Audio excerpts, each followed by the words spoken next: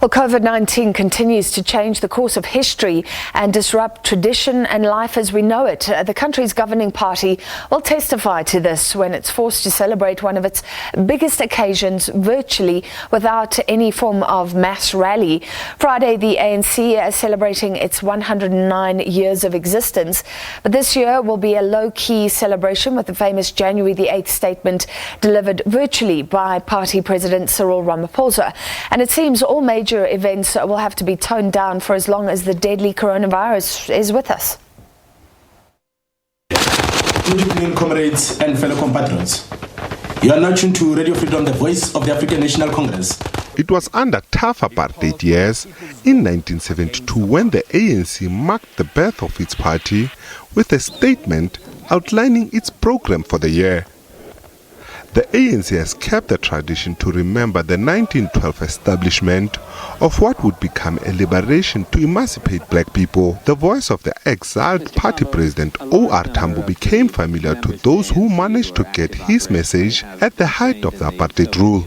The party has gone through many phases since its establishment in 1912. Initially formed as the South African Native National Congress in Bloemfontein, the organization changed its name to the African National Congress a decade later. From inception, the organization represented traditional and modern elements from church, communities, and educated black professionals. While women were admitted as affiliate members, they later became full members in 1943. Rich in history, the party has ensured that it documents its journey in the history books. Amongst the norm is commemorating its birth 8 January 1912 through celebratory activities. In 1972, while banned, the oldest liberation movement on the African continent coordinated its commemoration from foreign soil in Lusaka, Zambia. The ANC President Oliver Tambo penned the first January 8 statement when the party marked 60 years of existence. You see, what conclusions can you draw from the fact that a South African young man goes to the Soviet Union, learns how to handle weapons, comes back, uses those weapons to gain his freedom? The party's tune slightly changed under former President Nelson Mandela, as his statement was more on nation building with a quest for social cohesion. However, this brought a rise of a new enemy, inequality, a beast that up to this day the ANC fails to defeat. We observe the 79th anniversary of the foundation of the ANC. On this historic occasion, I greet you all on behalf of our President, Comrade Oliver Tambo, the National Executive Committee of the ANC, and the rest of our membership. The party also had to evolve from being a liberation movement to a political party that can contest elections. This was evident in former President Thabo Mbeki's 2007 January 8 statement. That's when he took a fight to the global stage, eyeing for global participation of South Africa.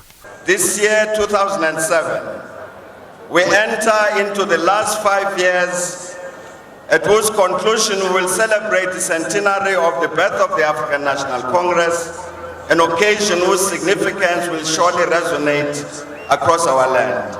Now in charge, the ANC faces its own challenges, still haunted by the dream of its former President Nelson Mandela of an equal society. Almost 3 decades into democracy, this still remains a dream. President Jacob Zuma's January 8 statement coincided with the 60th anniversary of the Freedom Charter and 21 years since the first democratic polls. But looking at what was achieved, questions were starting to be posed if indeed it was tough for a liberation movement to govern after attaining power. In his speech, Zuma said South Africa's challenges remain the triple challenges of unemployment, poverty and inequality. This would show the ANC, in its second phase of the democratic transition, still had a long way to go in reaching its goals and emancipating blacks who were still ravished by poverty. As we move into the future, the ANC will renew its internal systems and processes in order to prepare and produce new generations of leadership for our country whose integrity and passion to serve our country is unquestionable. In the year 2020, the road went to the Northern Cape. Hundreds attended to hear the marching orders from the party's president. A different tune, the governing party had been facing internal rifts. The speech highlighted the task the party needed to focus on, and amongst them, to end factionalism within its ranks. The 108 years of the existence of the ANC have been marked by advances and setbacks, progress and detours, mistakes and corrections. And now, the ANC government will in future have to deliver a statement that tells how it fared in the battle against the coronavirus pandemic, with corruption allegations and a weak health system in some provinces. It will be interesting to see how the party records its performance. Mzwandile Mbeje, SABC News, Johannesburg. Well, let's get a quick preview from SABC News' political editor, Mzwandile Mbeje, joining me now from Johannesburg. Mzwai, so what are we basically expecting from the president tonight? Thank you very much, Francis. It's indeed a very interesting situation that we are going to be witnessing today. In fact, the January 8th statement is normally delivered on a weekend. I think the weekend that is closest to the 8th, but today it's actually happening exactly on the 8th.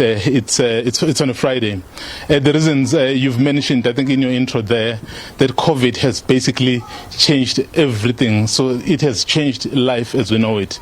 So what we expect really today, we expect the president to tell us what is it that the ANC has decided to do in terms of adapting to this new normal. Remember, Francis, they are still a governing party. They still need to push the program. They still need to make sure that the lives of South Africans are made better.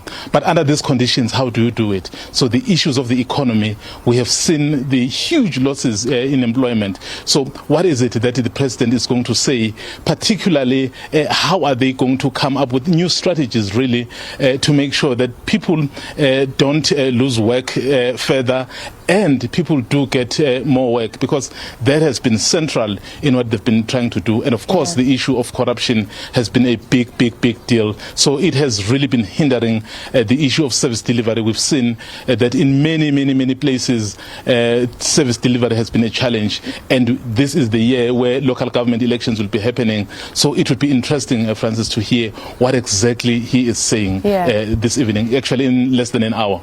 And Mzwandile, what about the elephant in the room, which is an ANC resolution that people implicated in corruption should step aside until they've cleared their name? The Ethics Committee has also looked at the position of Ace Magashule, the Secretary General, but he doesn't seem to be going anywhere, and the ANC seems to be stalling sort of any real decision on that matter. Well, it's obviously the January 8th statement obviously would have nothing to do with that aspect in terms of addressing it specifically.